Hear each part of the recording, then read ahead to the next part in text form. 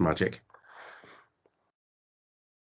Doesn't work for northern accents though. That'll be the challenge. He's We'll going to see. say I'm Australian, so that might be a challenge downside as well. as I'm saying it. That's really off-putting. Okay, so I'm going to introduce you to Dan from Andy Mann's Club. So Steve invited Dan in to have a talk about mental health. So over to you, Dan, and then we'll kind of have a catch up and a bit of a round robin afterwards. No worries. Thank you to you all for attending. I just want to kind of kick off really before I go into the details around what Andy's Man Club is and how that kind of operates. I just kind of my own personal reasons for being involved with areas like this and talks along these lines. So I was connected with Steve through a CIC called Opening Up Cricket, which I'm not sure whether you guys have come across or not yet. There's a lot of nodding going on, which is always good. Opening Up Cricket is, like I said, it's a community interest charity, or one step down from a charity that was set up at Sefton Park Cricket Club in Liverpool about 10 years ago now, off the back of a suicide of one of the players, very popular member of the team, of the club, of the community in general.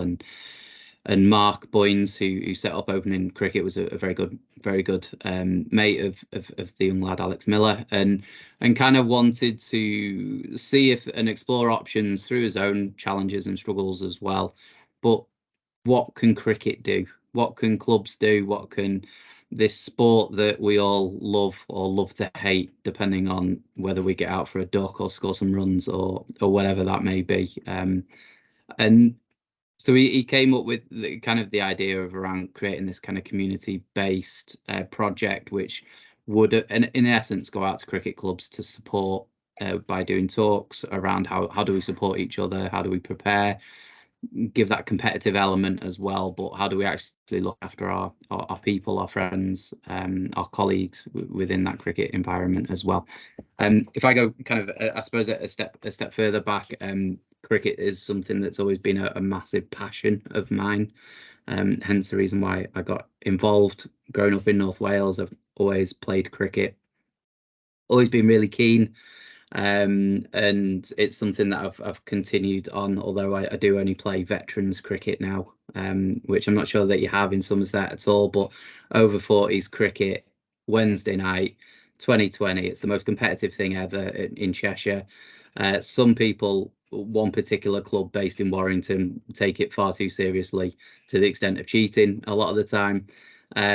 However, the majority, have a curry at the end of the night, shake hands, have a beer, and it's just a great way of continuing on that kind of community. You do have clubs in parts of Cheshire. We've just had that conversation around the sort of place. You do get some clubs that bring out the cheese board and port as well after a game, which is always a nice thing to kind of relax with, if you like. But it's a form of cricket that I really enjoy. But the one thing that's always kind of hit home with me, and going into mental health and working within mental health now, is the fact that when I went through my worst challenges with my own mental health, which led to 3 suicide attempts and barely kind of clinging on, so to speak, for kind of dear life, if you like, to keep around, sport played a big role in how I came through that. Played as many sports as I physically can and physically able to. But the one thing that I found was the first sport that I actually dropped was cricket. And there was a few reasons around that. One, bloody day on a Saturday, as we know, or a Sunday.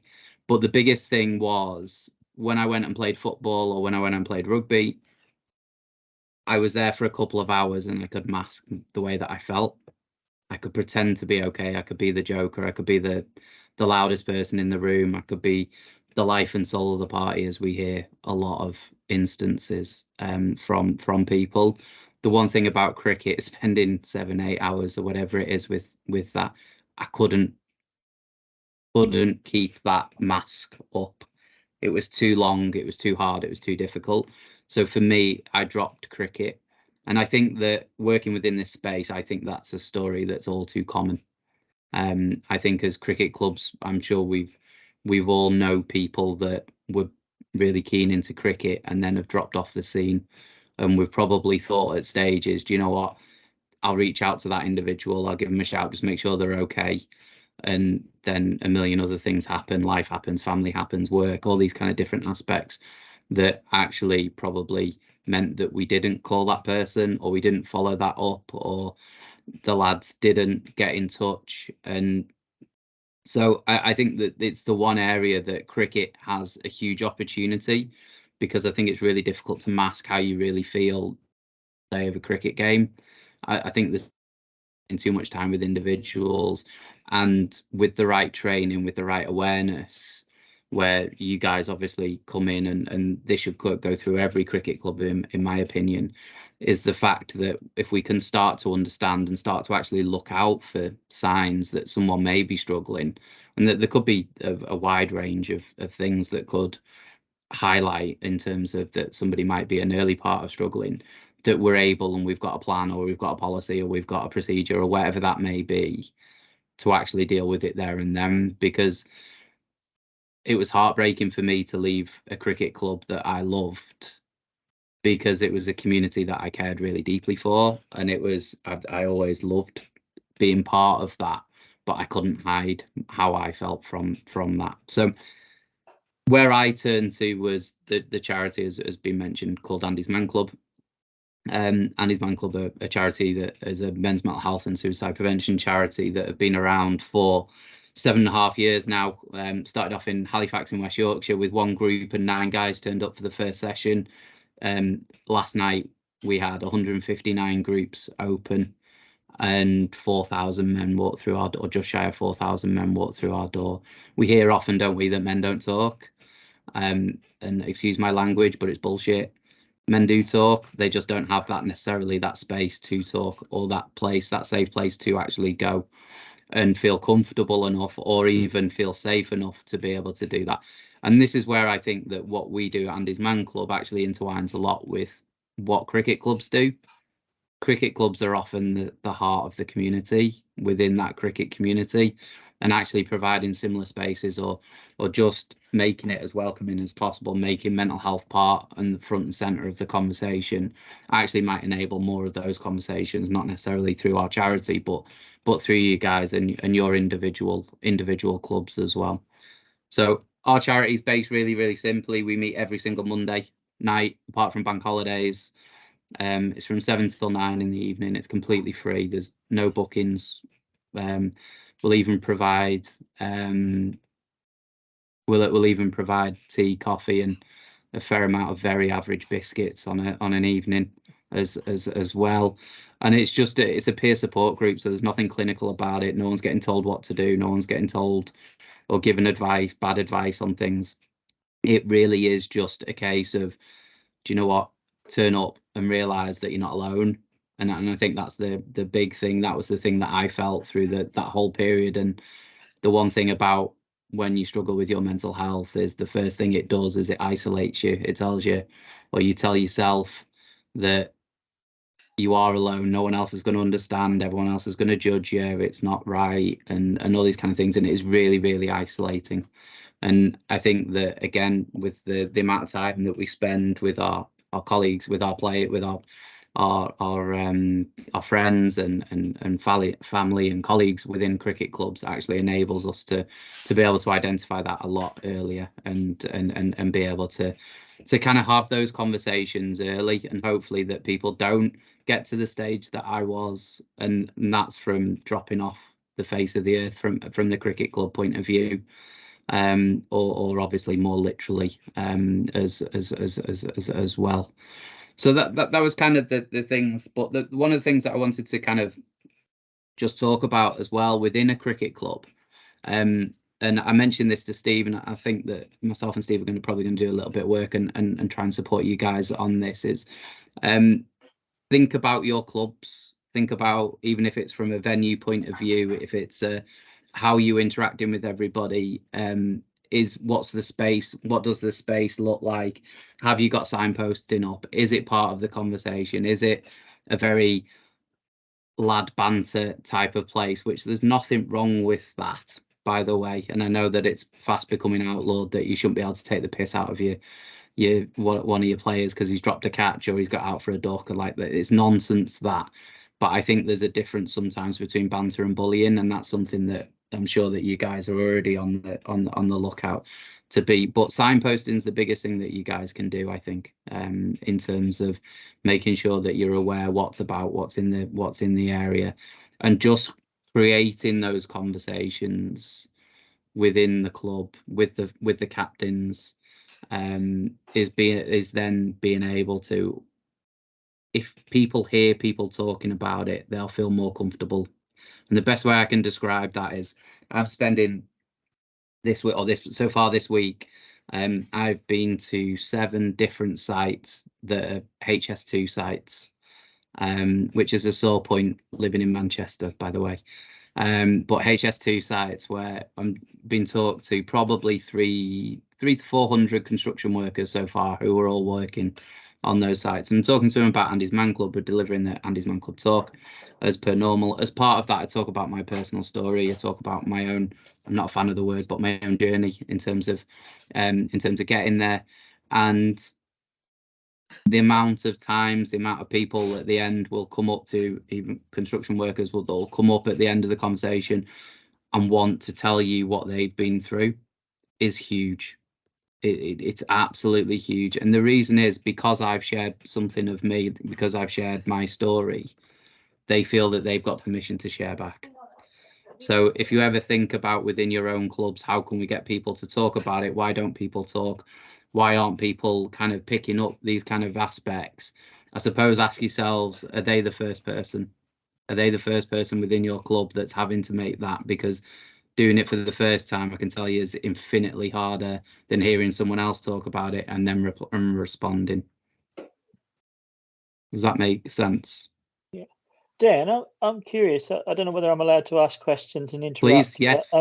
I'm just curious about what made you sort of drop out of the club, in a sense that, was that because you felt there was just absolutely no one there to approach, or did you feel that the club had a poor culture, or was it purely an individual thing from your perspective? Yeah, you just didn't feel comfortable talking to anyone there. Yeah, it was an individual. It was completely individual. They were Hope you don't mind sharing, by the way. Sorry. No, absolutely, mate. I do this for a living, talking about my background. So don't. I was just curious because I mean, if I know, yeah. Well, not if I know, but if we know sort of the signs to look out for them, you know, or certainly to stamp out poor culture within a club, then obviously that makes it easier for people to not drop out, sort of thing. Yeah. So at the time I played in the Lancashire League for a team called Bacup, and we were shit, if I'm honest, in terms of on the pitch.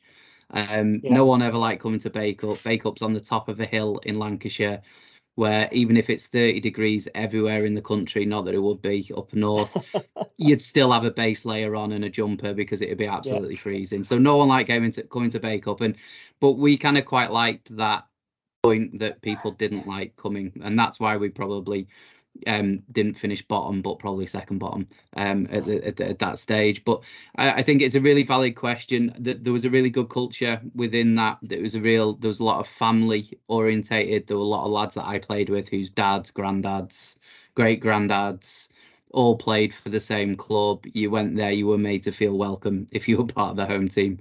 And the lads were fantastic. Not a single one of them would have known that I was going through any challenges. And I suppose if I put into a little bit of context, it was probably a bit easier for me to drop off the map, because my issues started. I had postnatal depression when my son was born.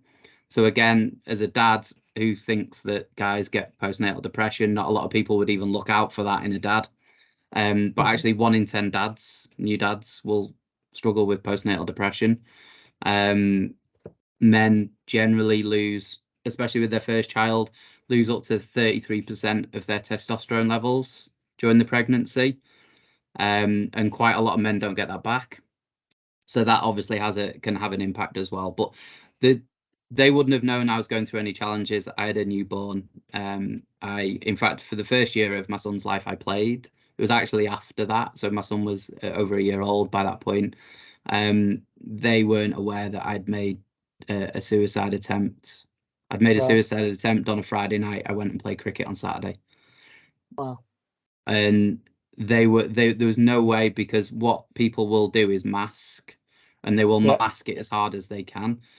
The challenge, or what they could have probably perceived was, I'm early for everything. I hate being late. But I can tell you now, for the following weeks after, when I was really started to struggle, I was late turning up for the cricket. Always late. But it was easy for me because I had a baby. So I'd be like, oh yeah, it's because I've got a baby, and I'm looking tired. Of course I'm looking tired, I've got a baby. My son slept really well. I wasn't tired because of that. I was tired because I couldn't sleep at night because I was worried about everything that was going on. I felt like a failure. And these kind of things. And I think some of the things that, again, we just can be really, really mindful of it is just spotting if there's any changes in behavior. Don't assume that it's the obvious. Ask the question, be direct with the question. I always use a great example of just saying things like, oh, I've noticed, is everything all right? I've noticed whatever it is. So for me, it would have been one of the lads going, Dan, like, you're never ever late. You're never late. I've known you for years. You've never ever been late. If we're meeting at past, you're turning up at 12 o'clock. Like, that's how, because that's just the way, and that's the way that they knew me. I'd always be early, but then we'd start at 1, I'd turn up at 5 too. And these kind of things. And for me now, looking back on it, this is what I do now, is like, I'd take someone to one side and say, listen, you're never fucking late. Like, is everything all right? Like, is everything okay?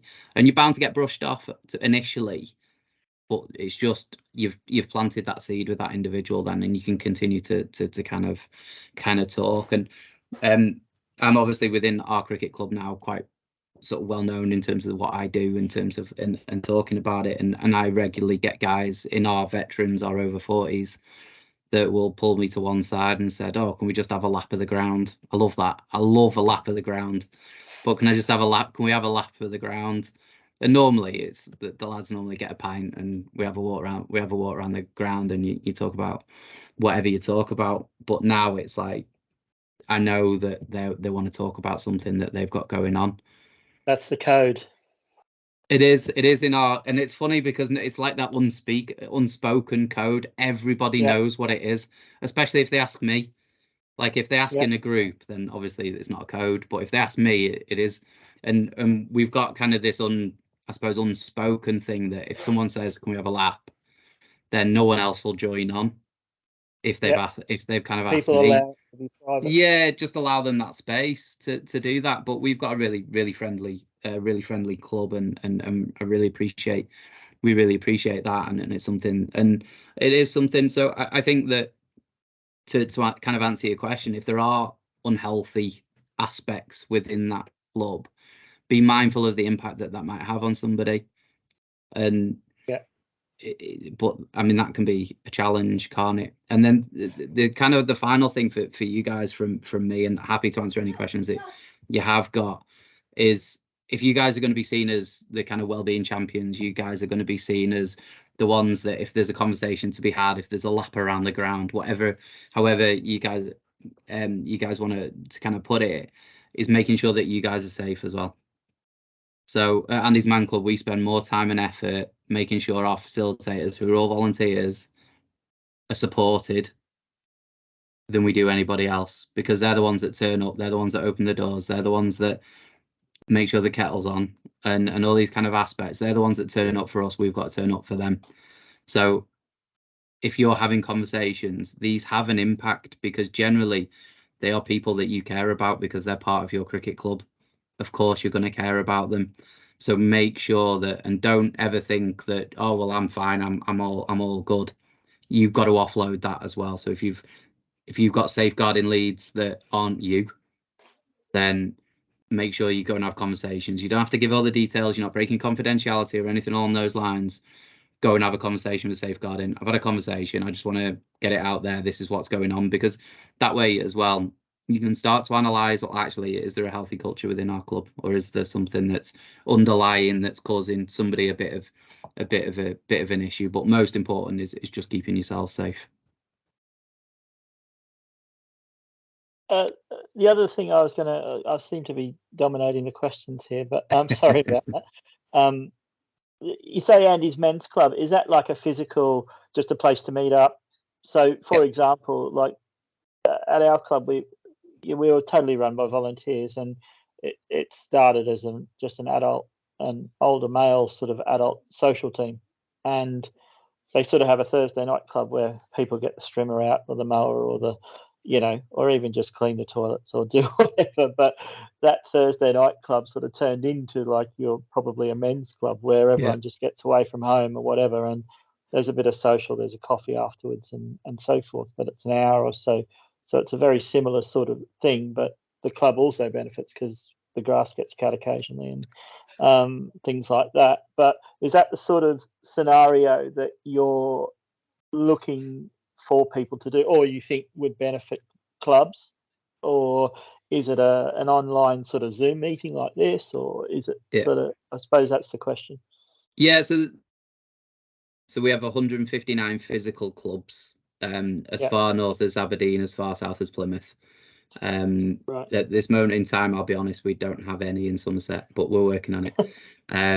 We have about 5 in Devon, but anyway, that's a different story, and a couple in Bristol. One, ironically enough, at Gloucester Cricket Club, based at the cricket club there. So if Somerset want to do something in Taunton, you never know. So we also have for those areas that we don't have a physical group, we do have an online group as well.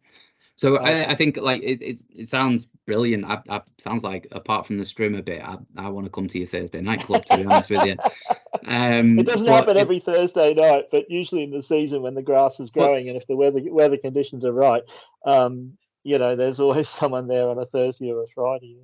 Yeah, and it's that side of the thing, isn't it? It's building. What we always talk about is any guy can walk through our door. Any man can walk through our door as long as they're over 18. What we say is, while we're a men's mental health and suicide prevention charity, according to the Charity Commission, that's what we're registered at, and that is a lot of what we take. Is actually, we're about building communities. We build healthy communities that are based on men making friends on the basis of being vulnerable, which I don't think necessarily happens anywhere else in society, if I'm honest.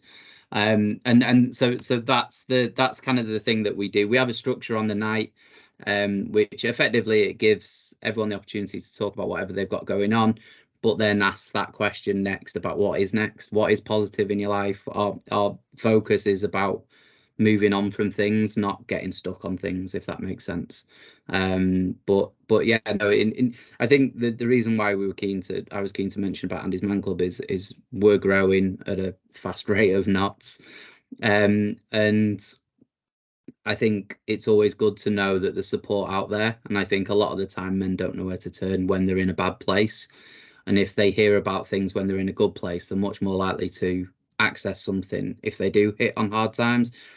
I was 33 before I struggled with my mental health. I didn't struggle at all. In fact, if I'm honest, I was the guy, I didn't think mental health was real before I struggled.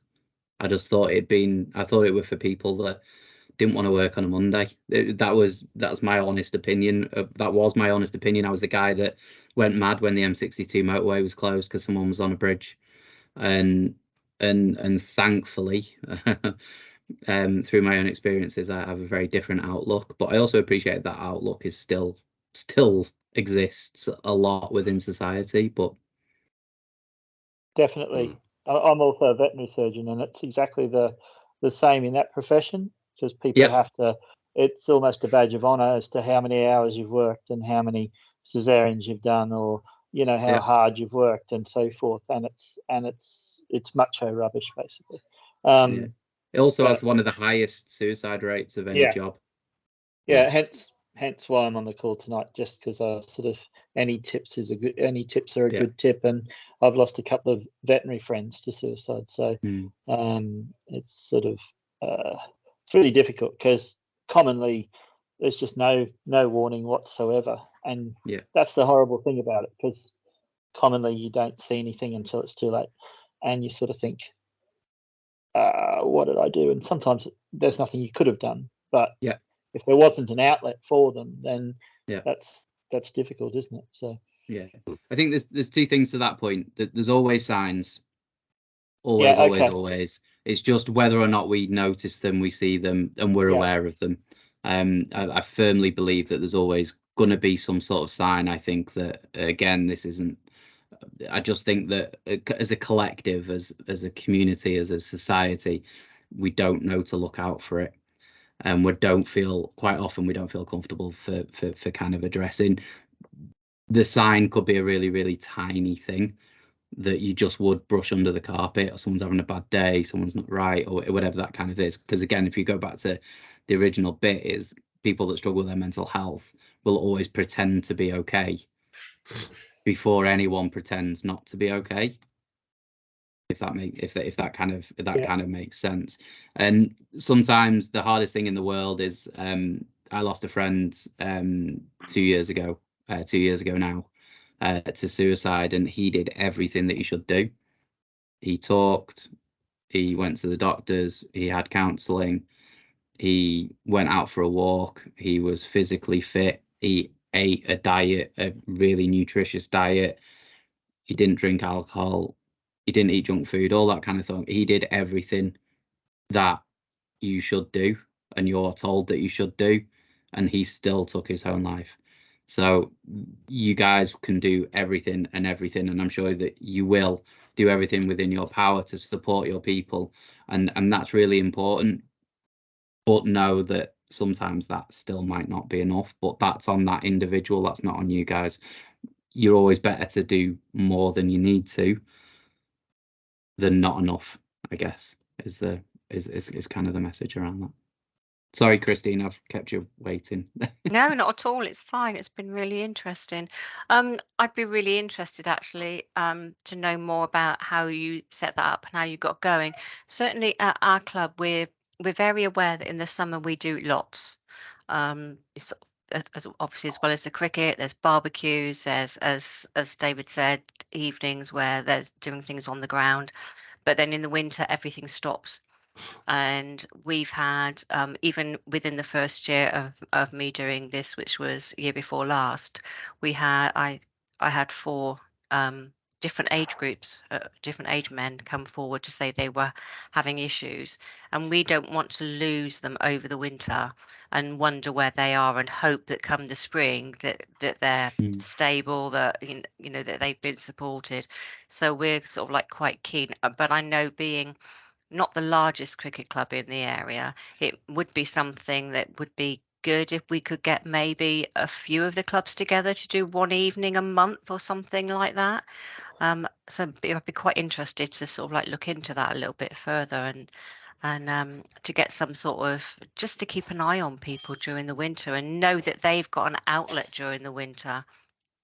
Yeah, that was something we were talking about this time last year, actually, was what clubs were planning to do as the season ended. And, you know, if the clubhouses were, some were converting to football, others we didn't have that option. So it was about being creative. But as you said, there's that importance of maintaining the connection with people, isn't there? Yeah. I mean, we just had our dinner at the weekend, so that sort of like having had the end of season and then the dinner. So it's from now really that we want to make sure going on through the winter, they're all on a bit of a high or a low, depending on what they got, in terms of how their performance was during the summer. But it's now onward really that we want, really want to keep up with them. How difficult would that be to arrange something? We've got some really keen people. It's just finding somewhere that would, that it would probably, from our point of view, would need to be in Taunton as opposed to out in the village. Okay. Yeah, I think it depends on the facility, doesn't it? If you've got clubs with with a, well, you don't necessarily need a bar facility, do you? But you need a sort of pavilion room and a sort of larger area, ideally, don't you? Or a meeting area. Our club's fairly tiny as well, Christine. And I know, whilst, well, of course, you never know who's struggling and who's not at any one moment in time, but we've managed to keep a pretty decent culture. And I think, like, when it comes to this time of year, we hook into what's happening with everyone else. So we have a Wombat Christmas curry, and the last few years we've had our dinner actually at the end of January. Right. Which I don't know whether that's a good idea. Commonly, that's because of the chairman, me, a lack of organisational skill, really. But and you know, it's just too expensive to compete with the Christmas party scene a lot of the time. But we find that last few years, anyway, everyone's really looked forward to that at the end of January, start of February.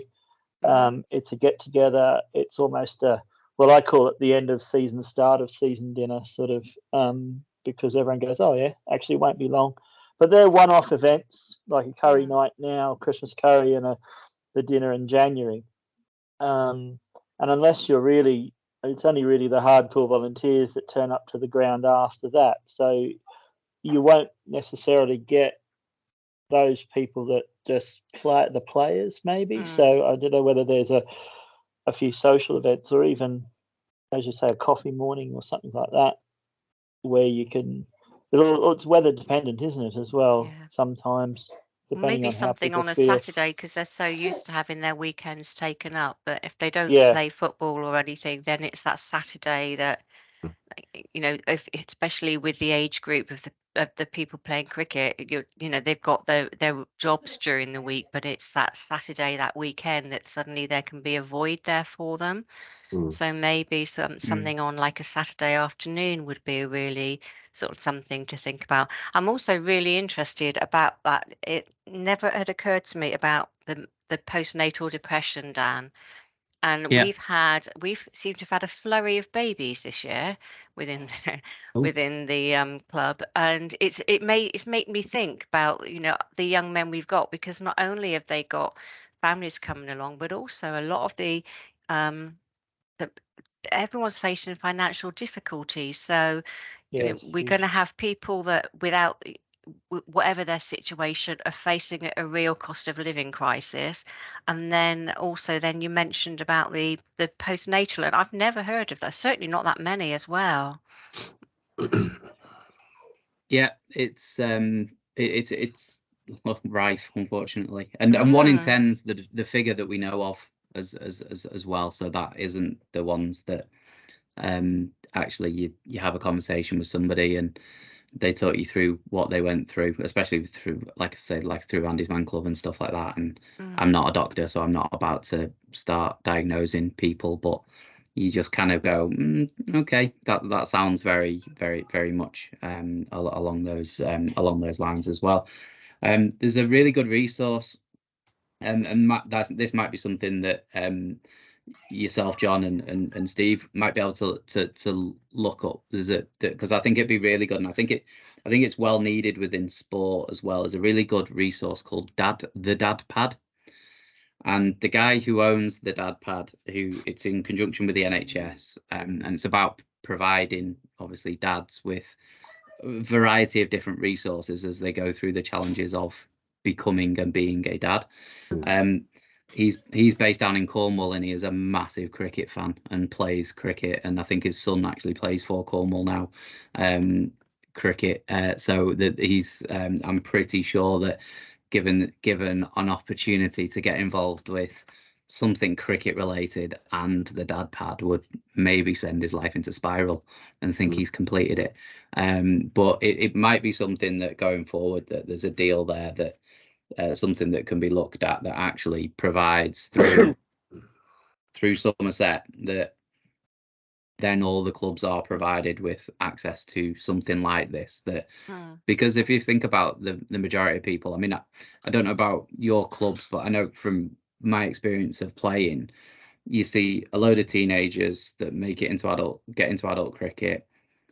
You lose some that go off to university at 18. They either come back or they don't. If they come back, you see them for a few years, they settle down, they have kids, they disappear, and then they come back when they're 40 and the kids are grown up, or they're allowed out the house again, or whatever that kind of may be. But then they come back at later, and I hear quite a lot about from people going, I wish I'd not stepped away from that. But I know from years of playing that you just don't seem to get a lot of guys playing cricket at that level because of potentially reasons like this. I mean, it is harder to get a whole Saturday out when you've worked all week, you've got a newborn or you've got young children, and then you're saying to your wife or your girlfriend, do you know what, I'm just going to disappear for 7 or 8 hours. You're all right though, aren't you? You're okay with them.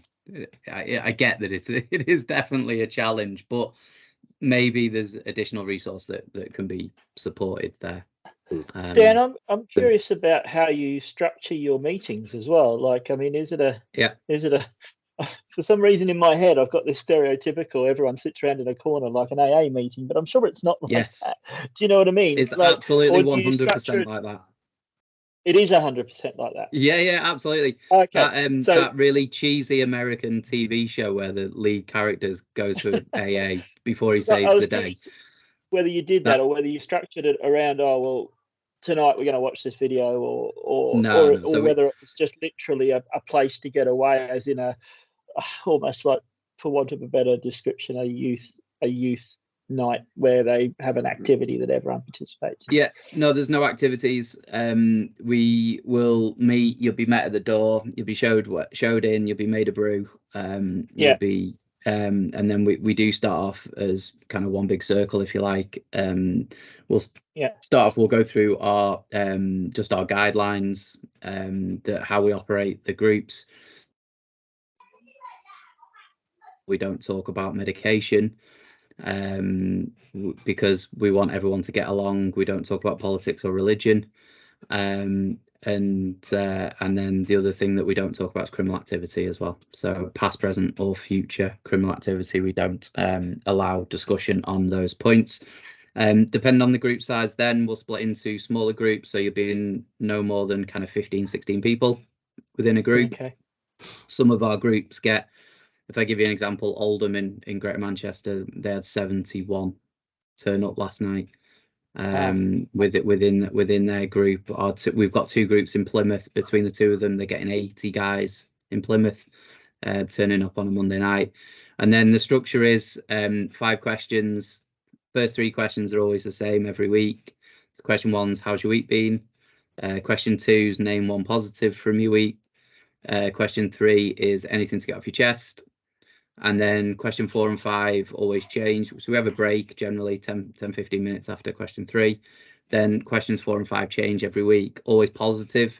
So question 4 is always kind of like a positive affirmation. So last night it was, if you could learn 1 skill, what would that be? That was last night's question 4. And then question 5 is just something really light-hearted. So it might be something like we had the other week, which was hilarious. Who was your first celebrity crush? And you can imagine in a group of guys, there was more cartoon characters mentioned than I thought there would be, I'll be honest. It's a worry. But I mean, sorry, you carry on. No, so those two questions will change every week, and the reason why we always end on positives, we want people feeling better when they leave, but we always end on something lighthearted because there's always laughter in our groups. Always. We every single group, every single week, there's just it's just full of emotion. So guys will cry, guys will get angry, get frustrated, and all that kind of stuff. But the thing that I say to everybody is, like, I don't know any guy that can speak about something really seriously for an extended length of time. You have to put a stupid joke in, and I, for one, are the worst culprit at this. So our nights are full of laughter as well, which is something that I think, which is why people come back, really. Yeah, that formality is something I wasn't sure how you approach it, like within a club. I suppose in some ways it'd be nice to go and experience one before you try and set one up or whatever. I think in some ways, just because I'm fairly ignorant when as far as it comes to that sort of style or whatever. If you see the reason why we do it that way, well, there's a couple of reasons. One, we believe it works, but the second thing is, like I said, we've got just shy of 160 clubs. We want to make sure that you get the same experience if you go to Plymouth or you go wherever to Aberdeen. you go. It shouldn't matter. Yeah. So that's why we stick to those guidelines and we have that structure there to make sure that everybody gets that same experience. And do you train the facilitators and things like that? It's more an awareness thing that our facilitators always start off by walking through the door. I started off by walking through the door, and our facilitators, their job, without sounding flippant, is to make sure the door's open, the kettle's on, and that they use the group and they enforce the guidelines. That's really kind of it. With regards to that, so they get some awareness training about how the group operates. What we don't want to do is we don't want any of our facilitators to start thinking they're counsellors, because they mean well, but they're not counsellors, and we don't want people to think of themselves that way. So that's why we're cautious that we don't do any formal training. We don't think formal training is needed, if I'm honest. I was just going to ask the question, if David wanted to set up the first AMC in Somerset, how would he go about doing it? What support would he get? I've got nothing else to do. I haven't at the moment. But as long as it's set up in the winter before the strimmer needs to come out. Don't you worry, we'll get you working. It's to set up a club, we need 3 facilitators. All 3 facilitators have to have used Andy's Man Club for a minimum of 8 weeks. That can be online, obviously, if there's not one local. We then need a venue. We're never overly concerned about venues because we do get access to venues quite easily. No religious, no politics, no open bar. There can be a bar on site, but we have to have a separate entrance to that. We don't want people walking through a pub basically or an open bar if what they're struggling with is alcohol addiction. So it needs to have space for a minimum 40 men, because our groups grow and grow relatively quickly, as well, and it's got to have disabled access, has to have toilets, has to have access to a kitchen or just hot water basically, so we can make a brew, which is what everyone's there for. They're not there to talk or listen, but it's the important stuff. So yeah, so that's kind of roughly the way that it goes. So that's been brilliant, Dan. Thank you very much. No, it's my pleasure. I was scribbling some notes down because it is peer support, isn't it? Really, that's absolutely 100%. And I love that take a lap. That just creates that safe space, doesn't it, for someone? And I think as you said, David, it's code, isn't it? It's if you can't say the words "I'm struggling, I need to talk," you can say, "Can we take a lap?" Because that's a bit easier. So I guess it's about finding what works for you guys. And David, Dan, you also picked up on another question I wanted to ask as well, which was about when you have difficult conversations with people, where do you go for support? But I think you kind of covered that one quite nicely. So, I mean, is there anything, any other thoughts people have got at the moment? Does anyone want to kind of share what's going well where you are, or anything you're worried about? My only thing is, with smaller clubs, there's not enough volunteers that do this sort of stuff.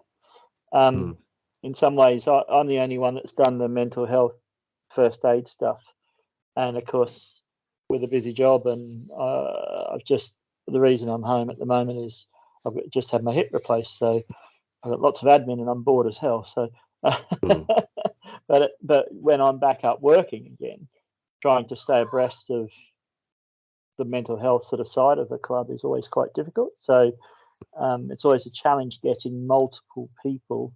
I mean, some people gravitate towards it naturally, and I think we're very, very fortunate within our club. There's a lot of older men that care and so forth, and there's less of the bravado and things like that.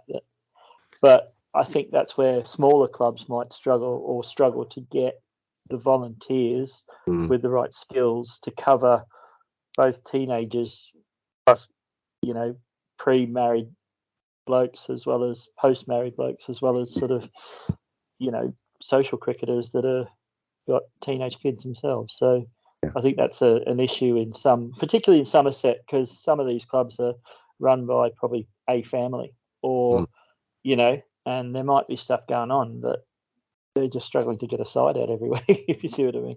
And is it one of those situations where you need to wait for recruitment, or are you able to kind of cherry pick from within? If you've got somebody in your club that you think actually you'd be really good at this mental health champions role, have you ever considered it? Can you approach people in that way?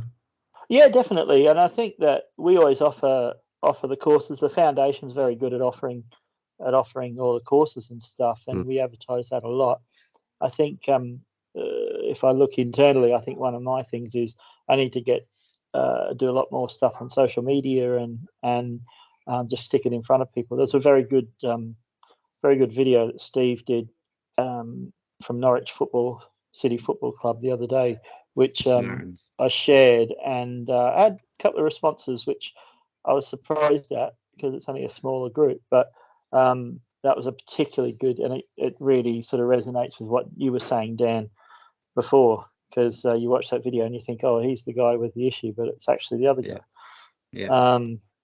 So it's things like that I need to push, and the signposting, and the stick the phone number up and stick my picture up, and it's sort of logistics really that I struggle with a little bit, just because of time.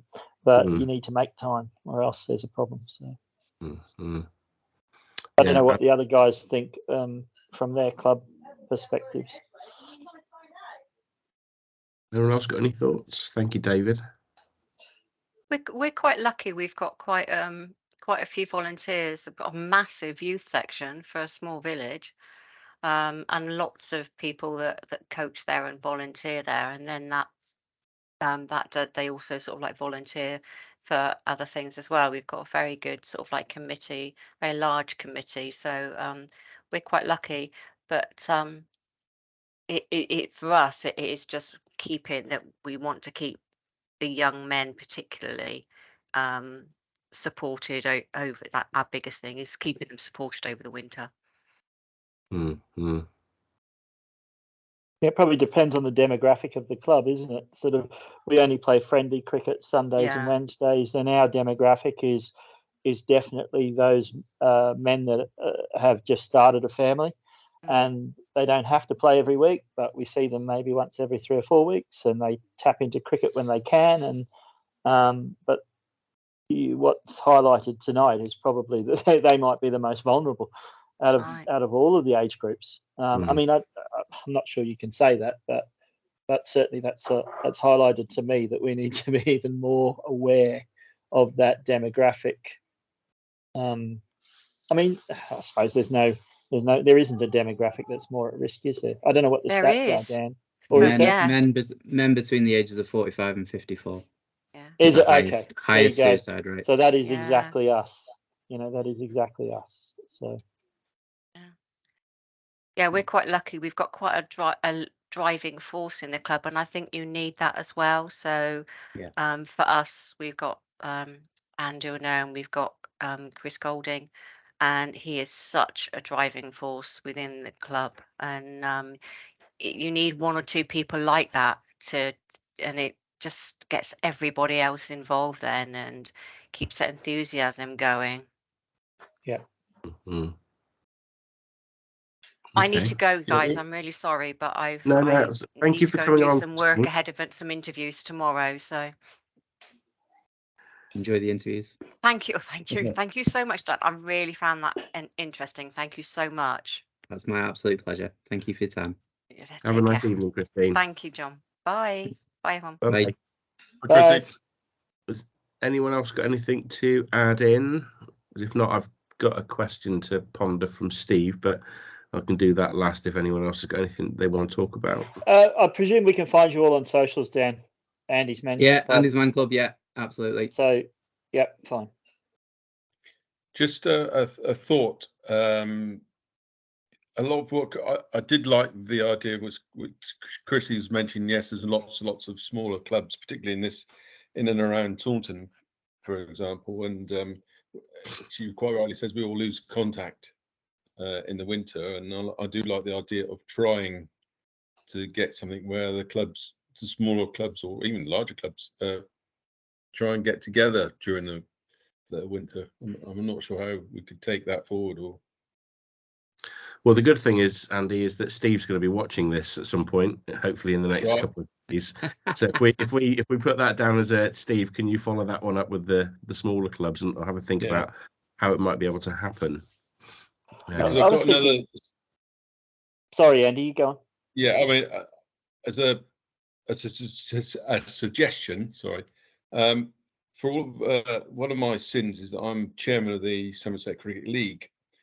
We have an AGM coming up next Monday where every single club in the Somerset League has to attend, otherwise they get a £50 fine. So we have a captive audience on Zoom, and I'm just wondering, this may be too late, but whether Steve, because I'll be happy to put him a little space on the agenda, could do sort of a 10-minute chat to everyone, because it's every single club in the league will be on it. Well, is there not a way for the clubs with bigger function rooms and so forth, but if you had 6 or 7 clubs with a function room or a space, then once a fortnight. How often do you do it, Dan? Is it once a week? You guys do we it? do. Yeah, we do it once. Does it have to be once a week? Could it be once a fortnight, or could it be twice a month? If it was going to be Andy's Man Club, it'd have to be the same location. It'd have to be every Monday. If you're talking about Andy's Man Club, doesn't stop you guys doing something that is in the nicest possible way, a rip off of what we do. No, that wasn't what I was thinking. No. It's I was fine. kind of thinking that from a community if it's perspective. AMC, it has to be every week apart from bank holidays, and it's non-negotiable. That I'm afraid. Yeah, no, that's all right. I was just sort of thinking if there was 4 or 5 clubs that had function rooms, you could a once a month rota, and you hold, on a Monday night or whenever, and this and have a rota sort of system, if you see what I mean, once a fortnight or something like that. But that was just me brainstorming, which is not necessarily a good idea sometimes. Well, I don't know.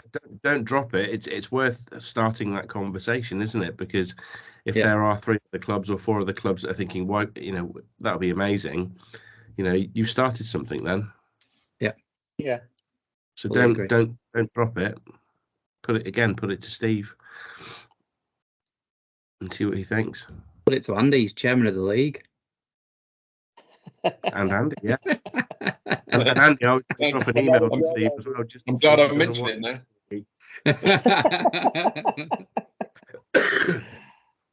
I dropped. Thank you, Dan. I've got to go. I'm getting the nods that I've got to go for tea. Thank you, Dan. I really appreciate it. That was helpful. Very helpful. No, my pleasure. My pleasure. If you need anything else in future, just reach out, and we'll have to get a veterans Ashley Cricket Club veterans tour to Somerset as well, because we do like our cricket tours. Somerset Seniors is very much alive and kicking.